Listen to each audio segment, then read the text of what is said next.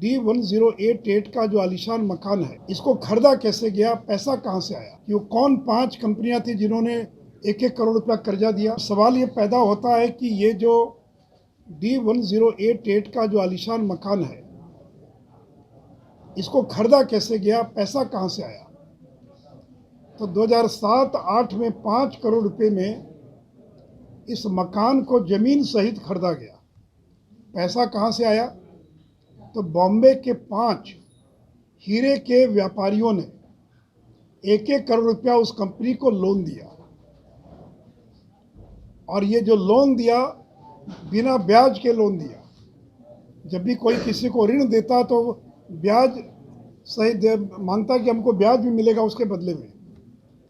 तो मुंबई के 5 हीरे और हीरे जवाहरात सोना चांदी का काम करने वाले व्यापारियों ने इस कंपनी को 1-1 करोड़ रुपया इंटरेस्ट फ्री लोन के रूप में देने का काम किया। 15 साल हो गया, आज तक न तो वह 5 करोड़ वापस हुआ और न ही जो है ब्याज का पैसा का कोई भुगतान किया गया। और 7-8 में इसी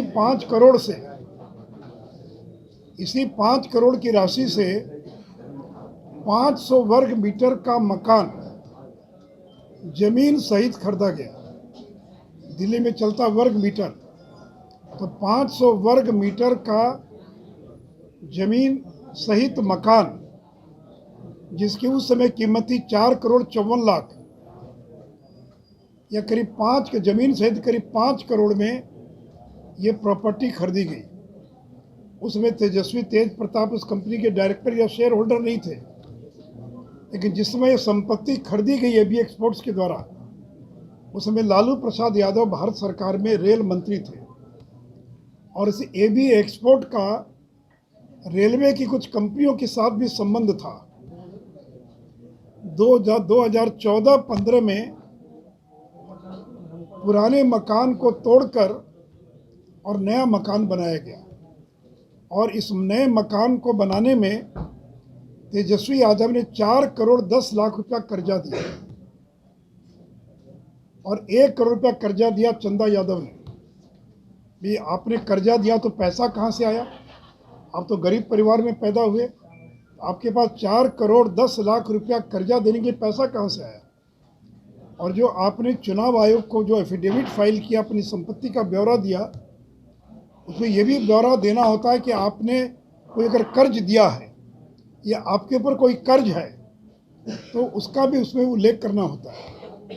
तो 2017-18 में तेजस्वी यादव ने 4 करोड़ 10 लाख का कर्जा एबी एक्सपोर्ट को दिया, लेकिन उनके एफिडेविट में कहीं कोई उसका जिक्र नहीं है।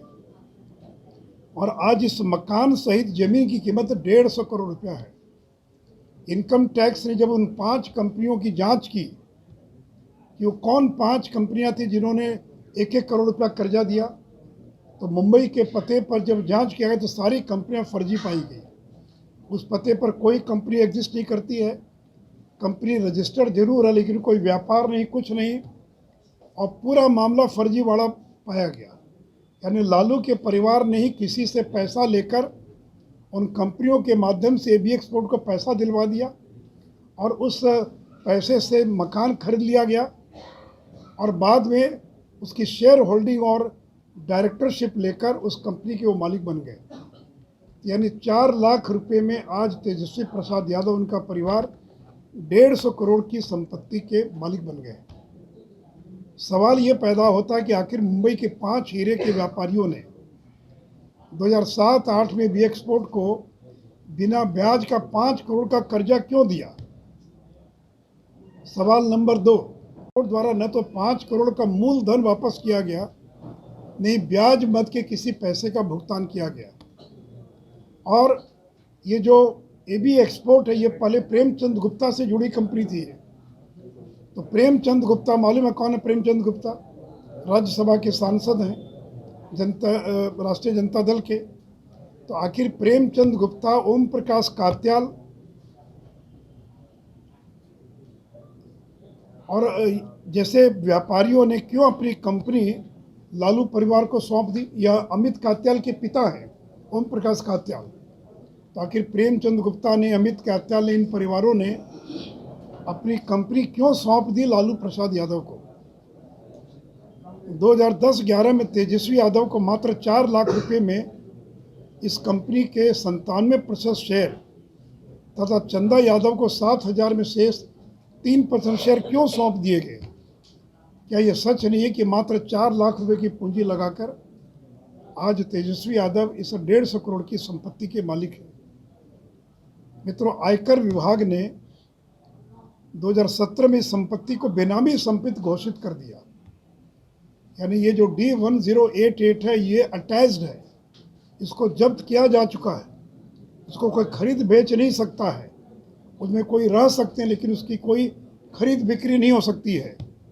तो आयकर विभाग ने 2017 में इस संपत्ति को बेनामी संपत्ति घोषित कर 3 करोड़ 10 लाख रुपए का अर्थदंड लगा दिया इस कंपनी के ऊपर और इस संपत्ति को जब्त कर लिया। यानी तेजस्वी यादव अपनी पत्नी के साथ दिल्ली के जिस आलीशान बंगले में रहते हैं, वो 2017 में इनकम टैक्स के द्वारा अटैच किया जा चुका है, जब्त किया जा चुका है।